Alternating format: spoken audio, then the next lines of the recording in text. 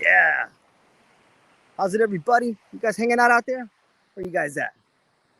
Coming at you live from Waimea right now. Hope you guys are having a great day. I'm gonna let a few more people kind of flow in here just so I can chit chat with you guys. It's been an interesting week. It's been an interesting last few months. And man, I got something I'm super proud of and something I'm really excited to talk to you guys about. You know, I've been thinking a lot about different dimensions of language, and I've done some podcasts and some videos on, what would our language look like if we could take out the ambiguity of language. And in some of my previous podcasts and some of my previous videos, I had talked about changing our language a little bit. I really believe that the world is made of language, and that the words you use describe who you are. And that's why when you see people that use these words that are beautiful and they talk in these poetic metaphors, that their lives tend to be that way. I think you're kind of programming yourself by the language that you use.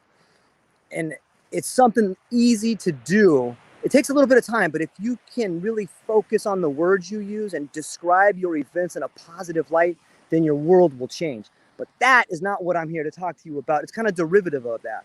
So if you get a chance, go back and check out some of my podcasts. I'll put it in the link about the ideas I had about changing our language and taking the ambiguity out of them. I had a really amazing insight that just kind of came to my head. I had this crazy dream. And the first part of the insight is this. Try to live your life like it's the last page of the most beautiful novel you've ever read in your life. You know what I mean by that? Like, if you think about a beautiful novel, like something in this book where, at the end, they fall in love. You're like, oh, I knew it, man. I knew it. I knew they were going to fall in love. Or, oh, I knew she always loved him. Or like, oh, they rebuilt the relationship. Or they overcame that obstacle. Whatever novel is in your mind right now that you're thinking of that is beautiful, like that, you should try to live your life as if it's the last page of that novel. Like there's something good coming right around the corner. Like, oh, you know what? I can't wait to see what happens at the end. I can't wait to see how this thing ends. If you live every day like it's the last page of the most beautifully written novel you've ever read, then your life can't help but become more exciting. It can't help but become a little bit more beautiful. And this next part coming up for me, it really blew my mind. And you know what? As I'm talking about that, here's me and my family. Guess what?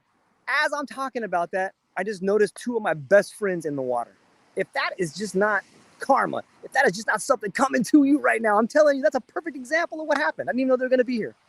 So that being said, and so it's so awesome. So this next part, what would you guys say if I told you I figured out a way to communicate with yourself in the past? I found a way for you, me, for everybody.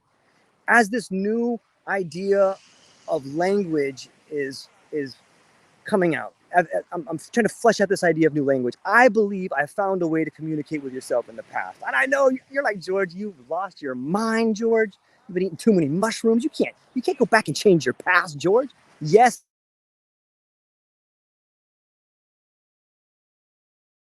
you can. You can. I'm still fleshing it out a little bit. And I'm going to do a podcast on it probably later today or next week sometime. But it goes like this. Can you right now listening to this, can you tell me if you have ever experienced the feeling of deja vu? Can you? You think you can? What is that feeling of deja vu? Is that feeling of deja vu a feeling of like, wow, I've been here before? Is that feeling of deja vu something like, man, this feels really familiar, but I can't explain it?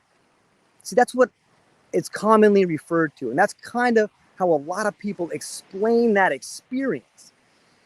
But what I think it is, let me set it up first. Whenever you remember something, right, you remember it. That means you have to take the memory and reconstruct it. Whenever you recall something, you have to go back in your mind and remember, reconstruct that event that happened in the past. And when you do that, if you look at all the fMRIs and all the neurological evidence of memories and all the work being done on memories, every time you remember something, it's different. And so I want to argue, and I want to make the claim that when you go back and you remember, especially a tragic event or an event where you really messed up, where you really just screwed the pooch and you hurt somebody, or you did something you're really unproud of, when you go back and you do the hard thinking on that event, you're going to come to the realization of eventually, why did you do that? And that's where the magic is. Like, once you do the work and you understand and you sit and you think critically and you're really honest with yourself, you will figure out why you did that. Was it your ego? Was it a defense mechanism? Was it jealousy? Was it anger? What was it that caused you to act that way, that really messed up your life now, right? Because that event in the past may have affected your future.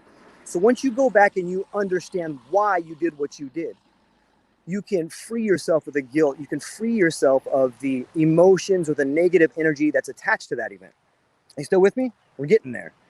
So once you've done that, you can then remember, you can then reconstruct that memory.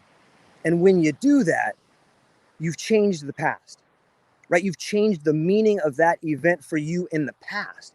It's changed, it's done.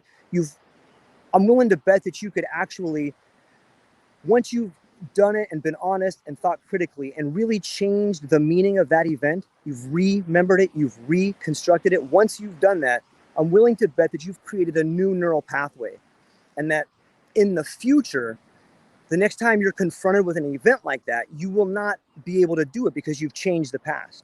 But that's not the magic part.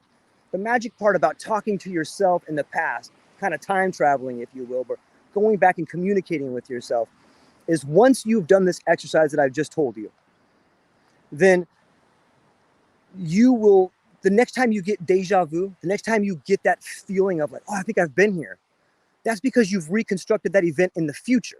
It's kind of a way of, I know it's pretty abstract, I get it, but just mow it over for a minute. That's what luck is. That's what deja vu is. Those feelings, these ideas of familiarity that we cannot explain, are because we have changed the way we look at that event in the future.